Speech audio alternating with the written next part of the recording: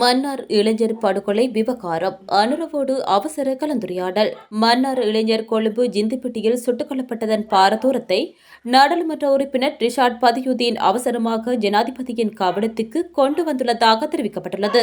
நேற்று தொலைபேசியில் ஜனாதிபதியை தொடர்பு கொண்ட அவர் அப்பாவி இளைஞர்கள் மற்றும் பொதுமக்கள் குறிவைத்து சுடப்படுவது சிவில் சமூகத்தின் அன்றாட வாழ்வை அச்சுறுத்தி வருவதாகவும் குறிப்பிட்டுள்ளார். அகில இலங்கை மக்கள் காங்கிரஸ் தலைவரும் நாடாளுமன்ற உறுப்பினருமான ரிஷாட் பதியுதீன் இதுகுறித்து ஜனாதிபதியிடம் தெரிவித்ததாவது: சட்டவிரோத ஆயுத கும்பல்கள் சுதந்திரமாக உலவுவது அப்பாவி சிவில் சமூகத்தை அச்சத்துக்கு உள்ளாக்கியுள்ளது. கொழும்பு ஜிந்துப்பட்டியில் இடம்பெற்ற துப்பாக்கிச் சூட்டில் மன்னார் வெள்ளிமலையை சேர்ந்த 20 வயதுடைய இளைஞன் சஹ்ரி மரணமடைந்தார். இத்துயரம் அப்பாவிகளுக்கு விழுந்த பாரிய இடி. தமது ஜீவனோபாயத்துக்காக கொழும்பில் பணிபுரிந்து வந்த இவ்விளைஞன் விடுமுறைக்காக வீடு திரும்புவதற்கு சலூனுக்கு சென்றிருந்தார். இந்த தருணத்திலே இவர் சுடப்பட்டார். இந்த கொலைக்கு பின்னால் உள்ளவர்களை அவசரமாக கைது செய்து சட்டத்தின் பிடியில் நிறுத்துங்கள். நாட்டில் அதிகரித்து வரும் துப்பாக்கிச்சூடு சம்பவங்கள் இல்லாது ஒழிக்கப்பட வேண்டும். பாதுகாப்புத்துறையை இவ்விடயத்தில் தீவிர கவனம் செலுத்துமாறு அறிவுறுத்துங்கள். பாதாள கோஷ்டியை ஒழிப்பதற்கும் போதை பாவனைகளை அழிப்பதற்கும் தீவிரமாக செயற்படும் அரசாங்கம் அப்பாவிகளின் உயிர்களை பாதுகாப்பதிலும் அக்கறை செலுத்த வேண்டும் என்றும் ஜனாதிபதியிடம் கேட்டுக்கொண்டார். இச்சம்பவம் தொடர்பில் தேவையான சட்ட நடவடிக்கைகள் மேற்கொள்ளப்படும் என இதன்போது ஜனாதிபதி உறுதியளித்துள்ளதாக குறிப்பிட்டுள்ளார்.